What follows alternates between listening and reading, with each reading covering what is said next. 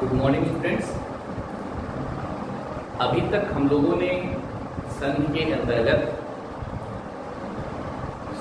स्वर संधि में दीर्घ संधि और गुण संधि के बारे में अध्ययन किया था।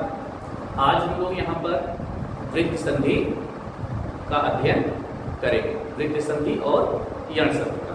तो आइए देखते हैं कि वृत्त संधि क्या होती है। तो देखिए, वृद्धि स्वर संधि क्लियर। सबसे पहले हम लोग इसके नियम को जान लेते हैं, ठीक है। आइए देखिए, वृद्धि संधि सूत्र क्या है इसका? वृद्धि रेश, अर्थात एच प्रत्याहार वाले वर्ण हो तो उसमें वृद्धि होती है। किस प्रकार से होगी? परिभाषा देखते हैं। परिभाषा क्या कह रही है कि जब अ या आ के बाद ए ऐ आए तो ऐ और ओ औ आए तो औ हो जाता है। परिभाषा क्या कह रही है कि यदि क्या है, अ या आ के बाद, ध्यान दीजिए यहाँ पर, अ या फिर आ के बाद ए ऐ हो तो ऐ हो जाएगा। ए ऐ आए होगा, अ या आ के बाद यदि ए ऐ आएगा तो ऐ। ओ अ होगा तो क्या हो जाएगा? अ हो जाएगा। यहां पर देखिए, अ या आ के बाद यदि ओ अ आएगा तो अ हो जाएगा। फिर से ध्यान दीजिएगा कि जब अ या आ के बाद ए ऐ आए तो ऐ और ओ औ आए तो औ हो जाता है। यानी कि अ या आ के बाद यदि ए ऐ आएगा तो ऐ, अ या आ के बाद यदि ओ औ आएगा तो औ हो जाता है। क्लियर? जैसे यहां पर देखिएगा, एक धन एक, एक धन एक बराबर एक है, एक है, ठीक। एक धन एक बराबर एक है। कैसे हुआ उसको देखिए। यहाँ पर सबसे पहले नियम के अनुसार देखना है कि पहले पद का जो अंतिम अक्षर है, अंतिम वर्ण है, उसमें अ या आ है कि नहीं। कैसे लिखेगा? हमने अंतिम अक्षर क्या क है, हमने क्या किया? क का वर्ण विच्छेद किया। जैसे ही वर्ण विच्छेद हमने किया, इसमें जो स्वर आया वह क्या आया? अ। तो नियम के अनुसार पहले पद का जो अंतिम अक्षर है क्या होना चाहिए? अ या आ। तो यहाँ पर आपको अ मिल गया, ठीक। इसके बाद क्या है कि अ या आ के बाद ए ऐ आए तो यहाँ पर आपको क्या मिल गया? ए मिला, ठीक है।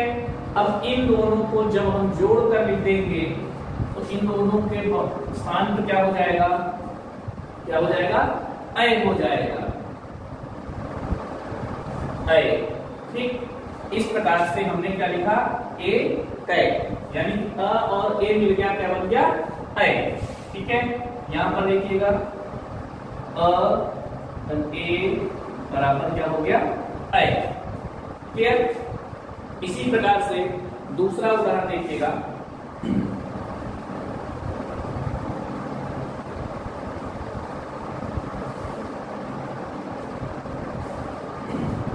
क्या है?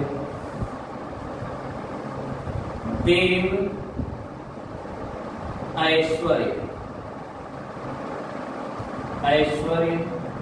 यहां पर देखिएगा, हमने क्या किया? पहले देखा यहाँ पे अ या आ है कि नहीं। हमने क्या किया? ब का वर्ण विच्छेद किया, यहाँ पर स्वर आया अ, और जैसे स्वर अ आया उसके बाद में क्या है देखना है, ए या ऐ। तो बाद में यहाँ पर क्या हो गया? ऐ मिला, और इन दोनों को जोड़ फिर क्या हो गया? अगर ऐ आएगा तो यहाँ पर ऐ हो जाएगा, ठीक। और इसके बाद हमने इसको जोड़ करके लिख दिया, क्या बन गया? देवैश्वर्य, देवैश्वर्य। कैसे हुआ? क्योंकि नियम कह रहा है अ या आ के बाद ए या ऐ होगा तो ऐ हो जाएगा, तो यहाँ पर क्या है ऐ है, इसलिए यहाँ पर क्या होगा ऐ हो जाएगा। क्लियर? यहाँ पर देखिए ए बराबर ऐ होगा। नेक्स्ट उदाहरण हम लोग देखते हैं।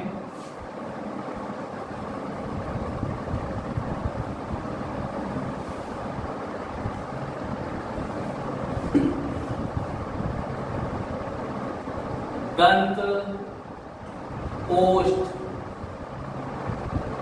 ठीक, दंत धनोष्ठ। यहां पर फिर से उसी प्रकार से त का वर्ण विच्छेद किया और यहाँ पर स्वर निकल के आया अ। नियम के अनुसार पहले पद का अंतिम अक्षर होना चाहिए अ या आ, तो यहाँ पर अ मिल गया। उसके बाद यदि ओ आए तो, ठीक, ओ आएगा तो क्या हो जाएगा अ हो जाएगा।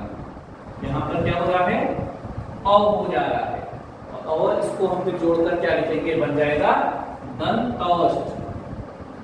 दंतौष्ठ कैसे बना, अ अन ओ बराबर अ। ओके, तो यानी कि अ या आ के बाद यदि ओ आएगा तो अ हो जाएगा। अगला उदाहरण देखते हैं हम लोग।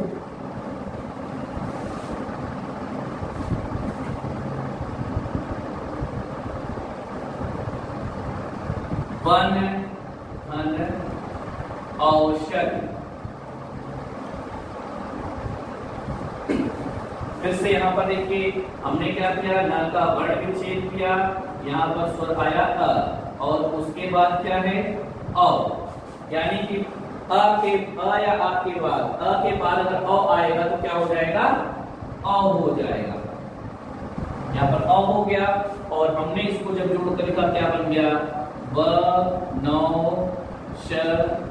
वनौषधि कैसे बना, अ के बाद अ आएगा तो अ हो जाएगा। ठीक है, तो यहां पर एक बार फिर से आप लोग ध्यान दीजिएगा कि वृद्धि संधि सूत्र क्या है, वृद्धिरेखी परिभाषा है, जब अ या आ के बाद ए ऐ आए तो ऐ और ओ आए तो औ हो जाता है। यानी कि अ या आ के बाद यदि ए ऐ आए तो ऐ, अ या आ के बाद यदि ओ आएगा तो औ हो जाएगा। जैसे एक धन एक बराबर एक है, ऐसे हुआ अ और एक, अ के अ का मेल ए से हुआ तो ऐ हो गया।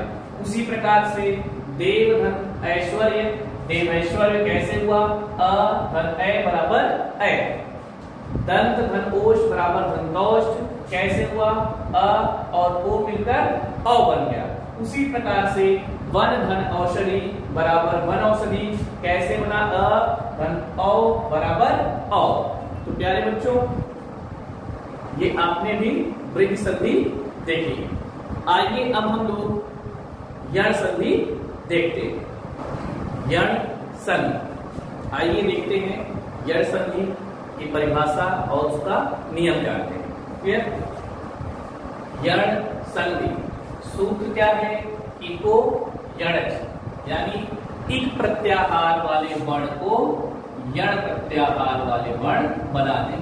इक का क्या हो जाएगा यण।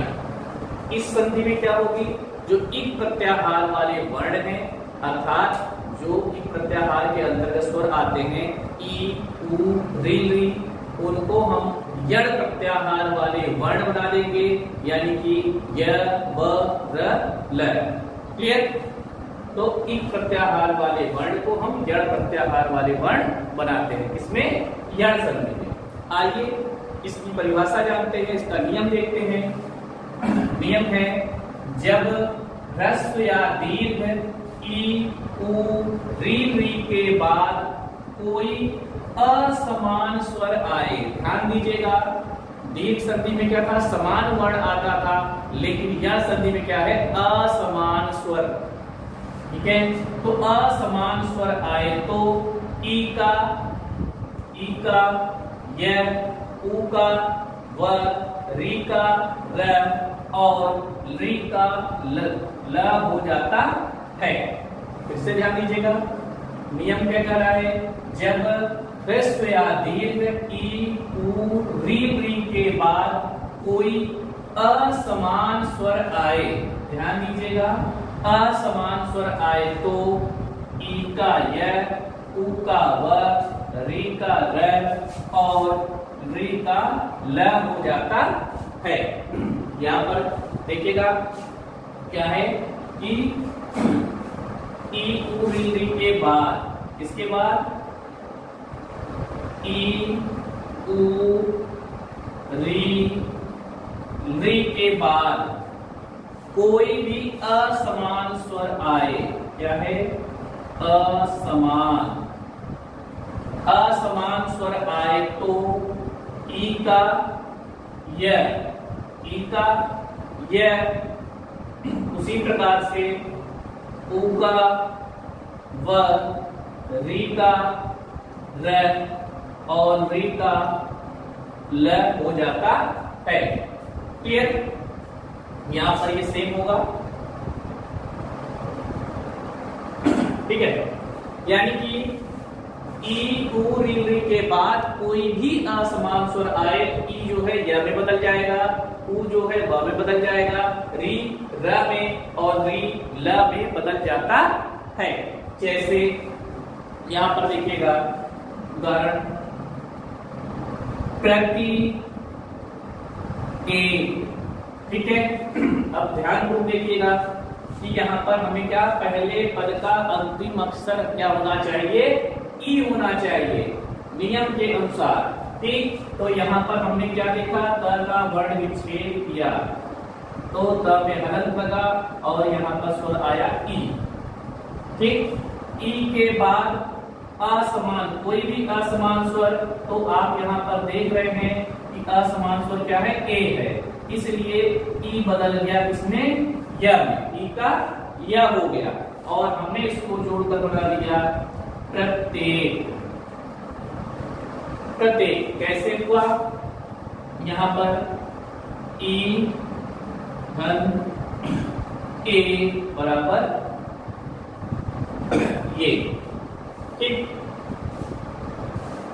ओके, फिर देखिए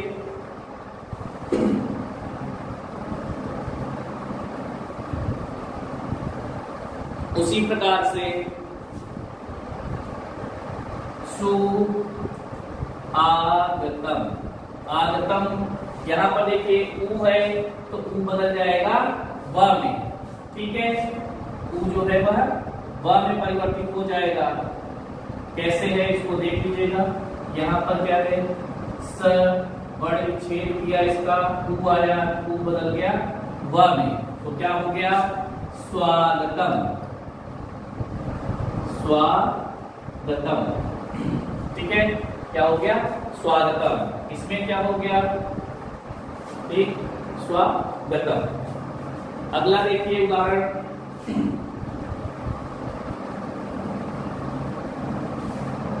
यहां पर जैसे मातृ आज्ञा, ठीक है। यहां पर देखिए क्या है, त में री है, क्या है, री, तो री बदल जाएगा र में और हो जाएगा क्या यहाँ पर, मात्रा ज्ञा, मात्रा ज्ञा। क्लियर है? उसी प्रकार से री वाला उदाहरण भी आप लोग देखिए, जैसे री आकृति, ठीक। तो री जो है बदल जाएगा इसमें ल में और हो जाएगा क्या, ला कृत। क्लियर? तो इस प्रकार से इसको एक बार लोग फिर से देख लेते हैं, ठीक। क्या है, जब ह्रस्व या दीर्घ ई, ऊ, री के बाद कोई असमान स्वर आए तो ई का य, ऊ का व, री का र और री का ल हो जाता है। यानी कि ई के बाद कोई भी असमान स्वर आए तो ई का य, ऊ के बाद कोई असमान स्वर आएगा तो व, री के बाद कोई असमान स्वर आएगा तो र, और री के बाद कोई भी असमान स्वर आता है तो ल हो जाता है। जैसे प्रतिधन एक बराबर प्रत्येक, सुधन आगतम बराबर स्वागतम, मात्र धनाज्ञा बराबर मात्राज्ञा, री धन आकृति बराबर लाकृति। प्यारे बच्चों, तो आज आप लोगों ने यहाँ पर वृद्धि संधि और जड़ संधि के बारे में अध्ययन किया। तो आज का जो आपका गृह कार्य होगा वह यह है कि आप लोग वृद्धि संधि और जड़ संधि की परिभाषा और उसके 5 उदाहरण लिखेंगे। तो आज के लिए इतना ही, धन्यवाद।